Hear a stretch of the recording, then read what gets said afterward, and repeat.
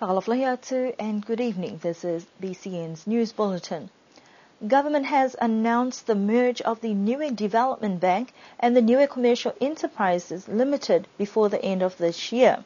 This decision was made by Cabinet as part of government's ongoing transformation and restructure process to ensure efficiency and productivity.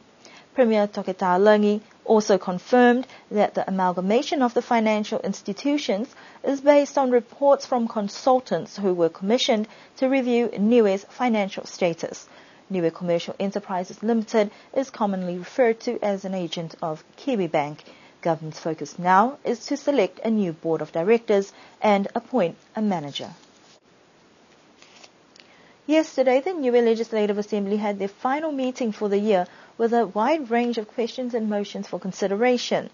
Members of the House had 1 hour to ask questions that also included whether government has plans to revitalise coconut farms on the island, an update of the asbestos project, village councils and their action plans, the planned increase of fuel prices for boat fishermen, and more.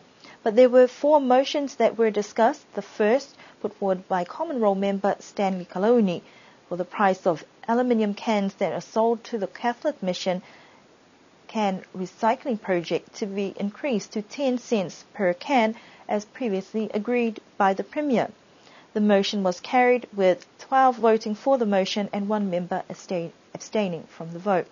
A motion that was raised by Honourable Terry Coe was for the retirement of public servants be regulated at 60 years of age for both males and females, with the option of the public servants' early retirement at 50 years of age.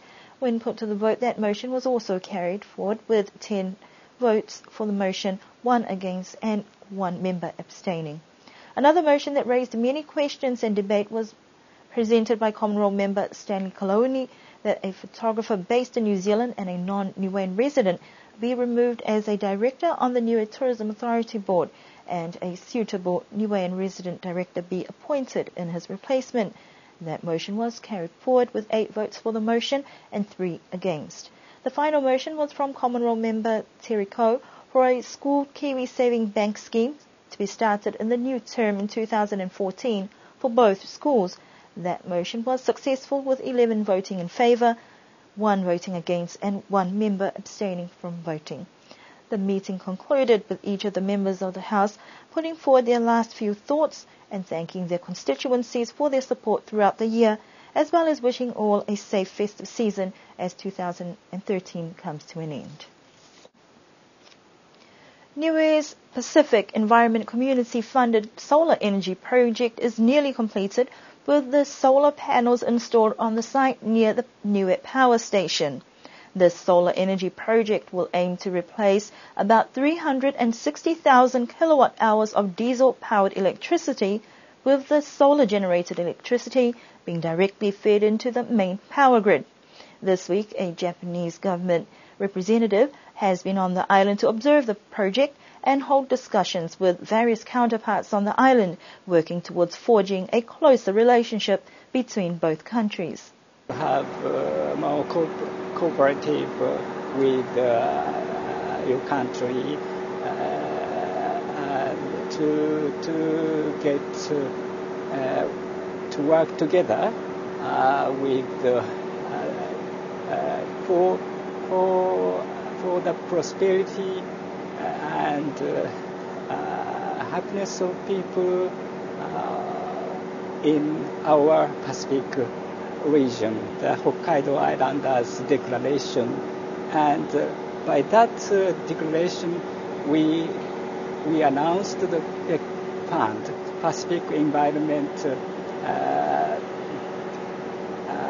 Community Fund. We call PEG Fund, and this project, this program is used for this solar panel and renewable to increase or to support people's effort to get renewable energy. And one of the other thing is desalination project. But in Niue, you have a lot of plenty of fresh water. So this time the solar, we implement this solar project. But in the future, we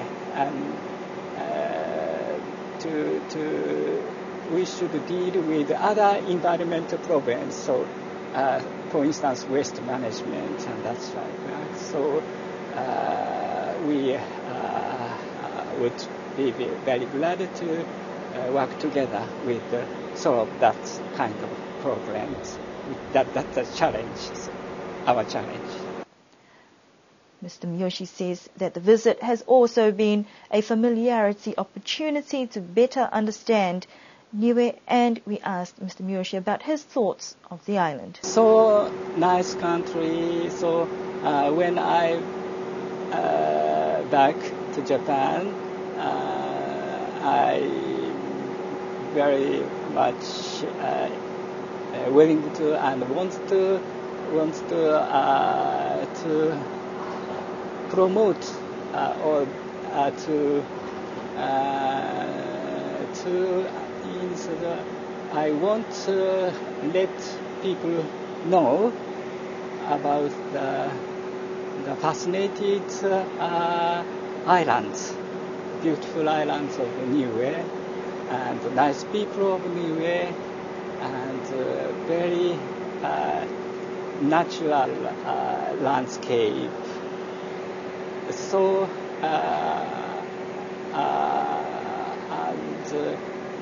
this is very, very happy, fascinated land. I'm very much pleased to find the Niue is so nice. Mr. Miyoshi will depart the island this Friday. Niue Police has started to install signs for tsunami emergency routes this week. As tsunami warnings become more apparent in the region, this has prompted islands to develop more comprehensive plans in preparation for any such disasters. Most of the new signs that are being installed have been put up on the western coastal villages of the island that are located closer to the sea, such as Avasele all the way to Hitavake. Chief of Police Tony Edwards says that the Disaster Council has been preparing for this phase for about 4 months. An expert from the New Zealand Ministry of Defence Emergency Management Division is also on the island, providing assistance and expertise. The signage is only the beginning, and Chief Edwards says the next phase will see sirens installed on island in February or March of next year. There will also be village consultations and public awareness programs that will be rolled out in the new year to ensure that the community are better prepared for any tsunamis in the future. Last Saturday was a scorcher, but that did not deter the keen lawn bowlers from turning up for the official opening of the new lawn bowls green. More than 50 people showed up for what is yet another milestone for the sport, and judging by the turnout, there are many keen to take up the sport. Project managers admitted that it has been a long time coming, and there have been several setbacks over the years with limited funding, but now that the green is ready, the aim now is to get more members to join and utilize the facilities. Representatives from the Niuean team in New Zealand also made a special trip for the opening and to hold trials on the island.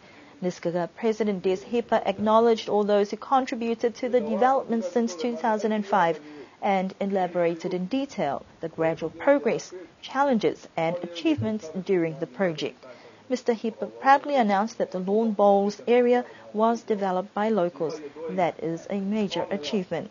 A blessing for the area was done by Father Sawane, who blessed the entire green before also moving on to the storage and office area as well as the new toilets. The official opening was done with the cutting of the ribbon by Des and Chris Hepa. The honour of rolling the first bowl was given to Mrs. Manatalangi, and also a special appearance from Niue's gold medalist in lawn bowls, Elizabeth Reriti.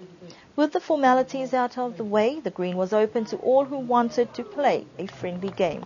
About 40 people were on the field all at once, who can now lay claim to being amongst the first to use the lawn bowls green. At first it was rather chaotic, as newcomers got to try it out and realize that it was not an easy matter of just rolling a ball. The sport does take a bit of technique and skill. It looked like a lot of fun and no doubt a sport that can be enjoyed by people of all ages. And the Lawn Bowls trials for Commonwealth will also start next week. Matavai Resort was full of festivities and cheer as the elderly folk of the island gathered for their annual Christmas party. The event, hosted by the Catholic Mission each year, had over 50 people in attendance, all dressed up in a colourful array of island outfits, eager to see what this year's program had in store for them. The Matuas appeared to enjoy the change of surroundings and opportunity to catch up with friends. There was much excitement and laughter, with Les Hipa leading the string band, entertaining and getting the crowd to sing along some of the island favourites and Christmas carols. New Zealand High Commissioner His Excellency Mark Blumsky was thrilled to be part of what is his fourth party with the folks and spoke highly of the fact that those present were honoured citizens who should be recognised for their contributions in building Niue into what it is today. There was much dancing and singing before partaking in a specially prepared meal to welcome the festive season and round off the year. And that concludes tonight's news bulletin. We do hope you can join us for our next news bulletin.